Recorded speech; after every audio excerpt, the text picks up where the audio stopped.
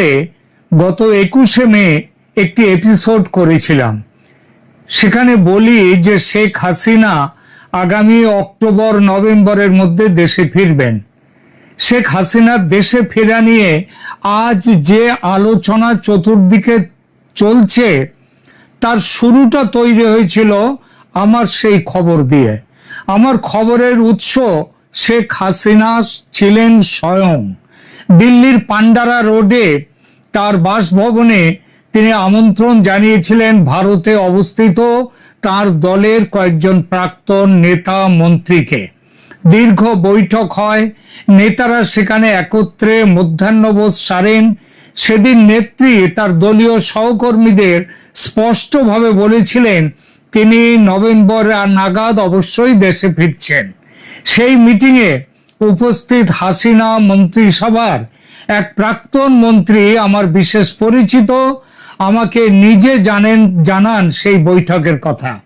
আমাকে জানিয়েছিলেন যে শেখ হাসিনা শারীরিক ও মানসিক সব দিকেই পুরোপুরি সুস্থ, একদমই বিষাদগ্রস্ত নন। তাকে দেখে মনে হচ্ছিল বড় কোনো কাজে ঝাঁপিয়ে পড়ার জন্য তিনি তৈরি। তার মধ্যে যে উৎসাহ উদ্দীপনা সেদিন সবাই দেখেছিলেন, তার কারণটি আমি জেনেছিলাম। কিন্তু আমার সেদিনের এপিসোডে সেই কারণের কথা আমি বলিনি, কেননা পুরো ব্যাপারটা তখনও নিশ্চিত হয়নি, আলোচনা চলছিল। আজ এই এপিসোডে বলবো সে কথা, কারণ আলোচনা সমাপ্ত, সিদ্ধান্ত গৃহীত। এখন সিদ্ধান্ত কিভাবে সেটাকে বাস্তবায়িত করা হবে সেই ব্যাপারটা চলছে এখন। সুতরাং এখন বললে কোনো অসুবিধে নেই। আমার দেওয়া সেই সংবাদের পর এনডিটিভি সংবাদ মাধ্যম হাসিনার সঙ্গে কথা বলে একই খবর দিয়েছেন 6 মাসের মধ্যে তিনি দেশে ফিরছেন, এবং তারপর রয়টার্সকেও এই একই কথা তিনি বলেছেন। রয়টার্সকে দেয়া টেলিফোন সাক্ষাৎকারে শেখ হাসিনা বলে দিয়েছেন যে এই ডিসেম্বরের মধ্যে তিনি দেশে ফিরবেন। আজ হাসিনার ফেরা নিয়ে কেউ সংশয় প্রকাশ করছেন না।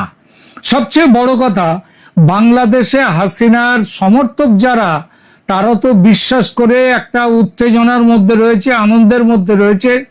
কিন্তু শেখ হাসিনার বিরোধী রাজনৈতিক দলগুলো বলছে হাসিনা ফিরছে। এমন খবরও আসছে যে হাসিনার ফেরা আটকাতে নিজেদের মতো করে সবাই চেষ্টা শুরু করে দিয়েছে। চেষ্টা করছে বটে, কিন্তু হালে পানি পাচ্ছে না। কেন হালে পানি পাচ্ছে না কেউ? কারণটা আমি জেনেছিলাম সেই 21শে মে তারিখে, যখন আমি আগের এপিসোডটা করি। সেখানে আমি এটা বলিনি এজন্যই যে আলোচনা তখন চলছিল, সিদ্ধান্ত পাকা হয়নি। কোন আলোচনা, কোন সিদ্ধান্ত? আলোচনা ভারত ও আমেরিকার মধ্যে। বিষয় শেখ হাসিনার দেশে ফেরা।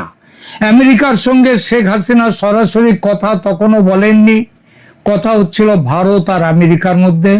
আর যখন যা কথা হচ্ছিল তা নেত্রীকে জানিয়ে দিচ্ছিলেন এবং নেত্রীর বক্তব্য জেনে নিচ্ছিলেন ভারতের national security adviser Ajit Doval. আগেই বলেছি বিষয় শেখ হাসিনা কিভাবে দেশে ফিরবেন, দেশে কোথায় ও কিভাবে থাকবেন তিনি, এবং আইনি লড়াই কিভাবে করবেন তিনি, সেই ব্লু প্রিন্ট তৈরির কাজ চলছে এখন কেবল অপেক্ষা ঝাঁপিয়ে পড়ার। আর এই খবর রয়টার্স থেকে এনডিটিভি আন্তর্জাতিক সংবাদ মাধ্যমের শিরোনাম দখল করে আছে এখন। তবে আজকের আলোচনা কেবল ফিরে আসা নিয়ে নয়, আজকের আলোচনার বিষয় এর নেপথ্যে থাকা অদৃশ্য সুতোটি নিয়ে।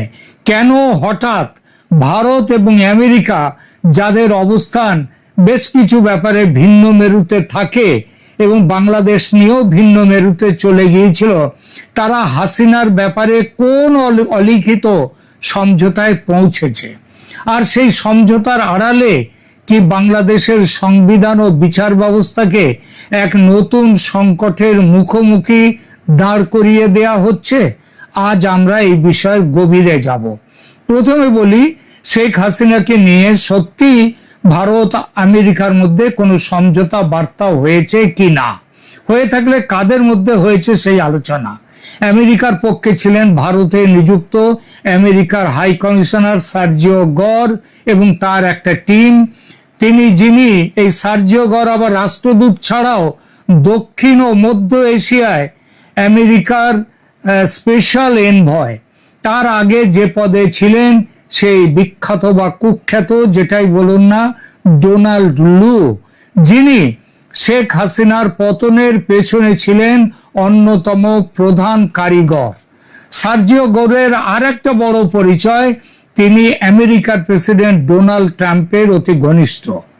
সার্জিও গোর ভারতে আসার পর থেকে দফায় দফায় ভারতের এনএসএ অজিত ডোভাল, পররাষ্ট্রমন্ত্রী এস জয়শঙ্কর, স্বরাষ্ট্রমন্ত্রী অমিত শাহ, এমনকি প্রতিরক্ষা মন্ত্রী রাজনাথ সিং এবং প্রধানমন্ত্রী নরেন্দ্র মোদীর সঙ্গে পর্যন্ত বৈঠক করে দু দেশের সমস্যার গভীরে গেছেন, সমস্যা দূর করার পথগুলো নিয়ে আলোচনা করেছেন। আমেরিকার পলিসি মেকারদের সঙ্গে সার্জিও গোর কথা বলেছেন, ধাপে ধাপে সব প্রশ্নের উত্তর খুঁজে নিয়েছেন এবং অবশেষে চূড়ান্ত সিদ্ধান্তে পৌঁছেছে দুই দেশ। তারপর গ্রিন সিগন্যাল গেছে শেখ হাসিনার কাছে। কূটনৈতিক সূত্র থেকে যে খবর পেয়েছি, একটা পর্যায়ে আমেরিকার সঙ্গে আলোচনা এগোতেই পারছিল না একটা বিশেষ কারণে। আমেরিকা বলেছিল ইউনূসের সঙ্গে স্বাক্ষরিত গোপন চুক্তি হাসিনাকে মেনে নিতে হবে। ইউনূসের সঙ্গে আমেরিকার যে গোপন চুক্তি হয়েছিল, হাসিনা গো ধরেছিলেন, মানবেন না, বলেছিলেন পুরো চুক্তির কপি তাকে দিতে হবে, নইলে তিনি কোনো সমঝোতায় আসবেন না, তাই বিদেশে থাকতে হয়, আর যাই হয় হোক।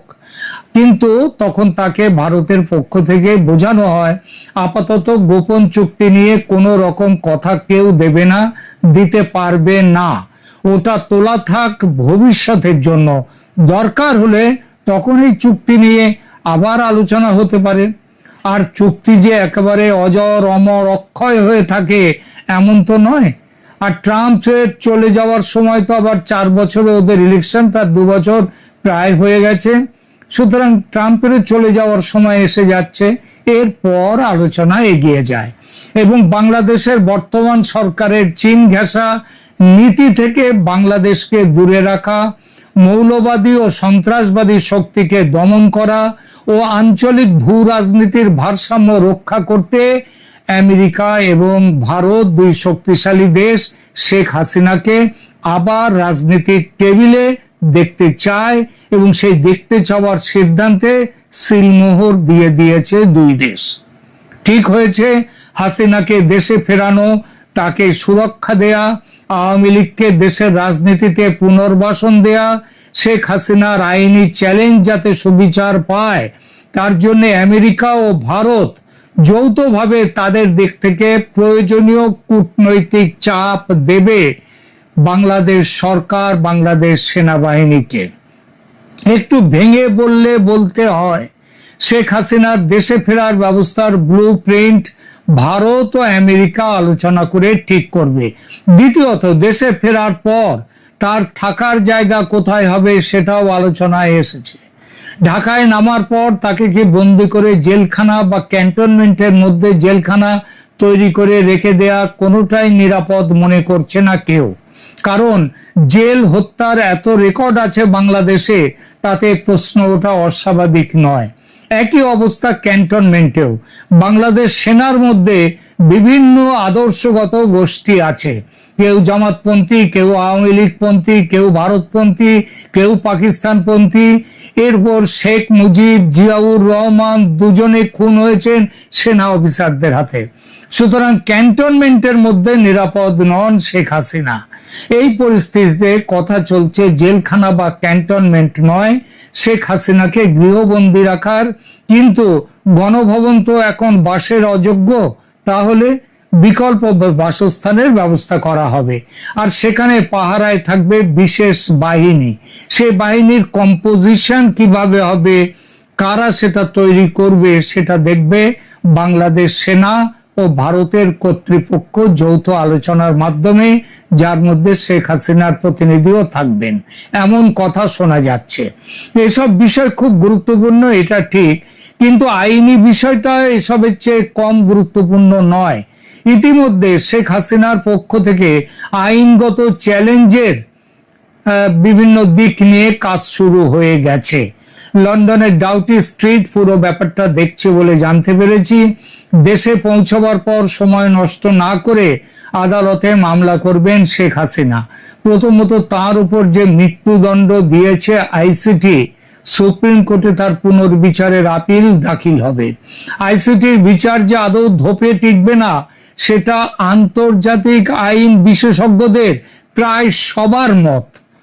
প্রথমত ট্রাইব্যুনাল তৈরি হয়েছিল কেন এই মত দিচ্ছেন তারা? কারণ হচ্ছে প্রথমত ট্রাইব্যুনাল তৈরি হয়েছিল ৭১-এর যুদ্ধবন্দীদের বিচারের জন্য, কিন্তু যেভাবে তার টার্মস অফ রেফারেন্স বদল করে ২৪-এর অভ্যুত্থানকে যুক্ত করা হয়েছে সেটা আন্তর্জাতিক ট্রাইব্যুনাল নিয়ম কানুনের সম্পূর্ণ বিরোধী। দ্বিতীয়ত জাতিসংঘের মানবাধিকার কমিশনের রিপোর্টকে ব্যবহার করে যে সাজাটি দেয়া হয়েছে শেখ হাসিনা ও তার স্বরাষ্ট্রমন্ত্রীকে, সেটা এভিডেন্স হিসেবে গ্রাহ্য হতে পারে না। এই বিষয়ে ওই রিপোর্টেই স্পষ্ট নিষেধ করা আছে, আর ফলে মৃত্যুদণ্ড তাদের বাতিল হতে বাধ্য। একই ব্যাপার অন্যান্য মামলার ক্ষেত্রেও। এবার ইউনূস আমলের মতো বিচার করা যাবে না, কারণ এই বিচারে বিশ্বের নজর থাকবে, বিশেষত আমেরিকা, পশ্চিমা শক্তি এবং ভারত তো আছেই, তাদের নজর থাকবে। শেখ হাসিনার প্রত্যাবর্তন মানেই নতুন আইনি যুদ্ধ। তিনি কি কি চ্যালেঞ্জ জানাতে পারেন? প্রথমত পদত্যাগের বিতর্ক নিয়ে তিনি আদালতে দাবি করবেন যে তিনি কখনো লিখিত পদত্যাগপত্র দেননি, যেটা প্রেসিডেন্ট নিজে স্বীকার করে নিয়েছেন, রাষ্ট্রপতি। সংবিধানের ৫৭ ক ধারা অনুযায়ী রাষ্ট্রপতিকে লিখিত পদত্যাগপত্র না দেওয়া পর্যন্ত প্রধানমন্ত্রীর পদত্যাগ কার্যকর হয় না। এছাড়া তিনি ২০২৪-এর নির্বাচন এবং তার পরবর্তী সংসদ ভেঙে দেওয়ার প্রক্রিয়াকে সংবিধান বিরোধী ষড়যন্ত্র আখ্যা দিয়ে চ্যালেঞ্জ করবেন। তিনি মামলা করবেন ২৪-এর নির্বাচনে গঠিত সংসদ পুনরায় যাতে গঠন করা হয় তার জন্য।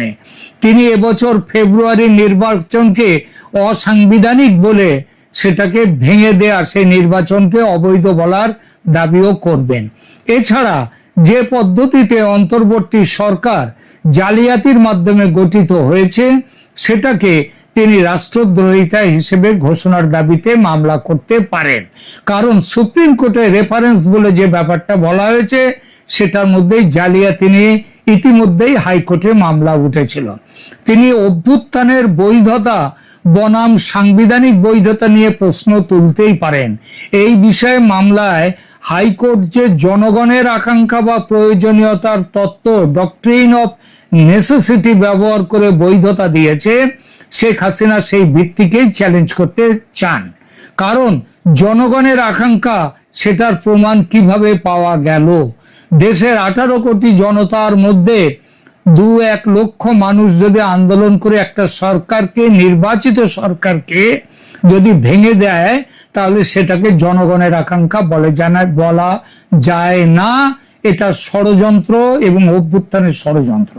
প্রশ্ন হলো, হাইকোর্ট যে জনগণের আকাঙ্ক্ষার কথা বলছে, আইনি পরিভাষায় কি এর কোনো ভিত্তি আছে? সংবিধানের প্রস্তাবনায়, বাংলাদেশের সংবিধানে জনগণের সার্বভৌমত্বের কথা থাকলেও এটা কোনো নির্দিষ্ট আইনি ধারা নয়, এটা একটি আইনের ধূসর এলাকা। এবার আসা যাক সবচেয়ে বিতর্কিত অংশে।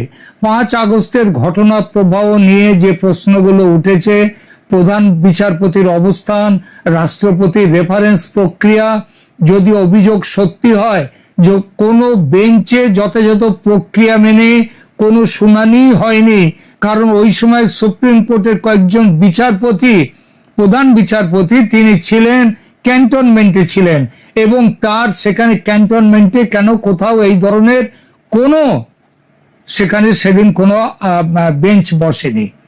সুপ্রিম কোর্টের সেই, তাই যদি হয়, প্রমাণ হয়, তাহলে সুপ্রিম কোর্টের সেই রেফারেন্সের বৈধতা নিয়ে প্রশ্ন উঠবে। মনে রাখতে হবে, সুপ্রিম কোর্টের রেফারেন্স জানি যে চিঠি দিয়েছিল, সেই চিঠিরও কোনো কপি পাওয়া যাচ্ছে না। সুতরাং পুরো ব্যাপারটা একটা জালিয়াতি এটা আইনি দিক থেকে কি একটু নরম করে বললে, আইনি দিক থেকে এটাকে প্রসিডিউরাল ল্যাপস বা প্রক্রিয়াগত ত্রুটিও যদি বলা হয়, যদি জালিয়াতি নাও বলা হয়, তাহলে পুরো অন্তর্বর্তী সরকারের গঠন প্রক্রিয়ায় চ্যালেঞ্জের মুখে পড়বে। যদি কোনো আদালত এই জালিয়াতির অভিযোগ আমলে নেয়, অর্থাৎ বলে এটা জালিয়াতি হয়েছে, তবে বাংলাদেশের বিচার ব্যবস্থা এক অভূতপূর্ব সংকটের সৃষ্টি হবে, প্রশাসনিক সংকটও সেই সঙ্গে। এখন প্রশ্ন, যদি শেখ হাসিনা সত্যি আদালতে গিয়ে এই সমস্ত দাবিগুলো তোলেন, তবে রাষ্ট্র বা সমাজ কি করবে? যদি আদালত তার দাবি মেনে নিয়ে সংসদ ফিরিয়ে আনার রায় দেয়, 2024-এর সংসদ, তবে তা কি দেশ জুড়ে চরম বিশৃঙ্খলার জন্ম দেবে না? নাকি একটি নতুন নির্বাচনের পথ প্রশস্ত হবে? অন্যদিকে আদালত যদি প্রথাগত আইনের দোহাই দিয়ে তার আবেদন খারিজ করে দেয়, তবে শেখ হাসিনার সমর্থক গোষ্ঠীরাও, তারাও দেশে রাজনৈতিক ভাবে একটা গোলমালের সৃষ্টি হতেই পারে।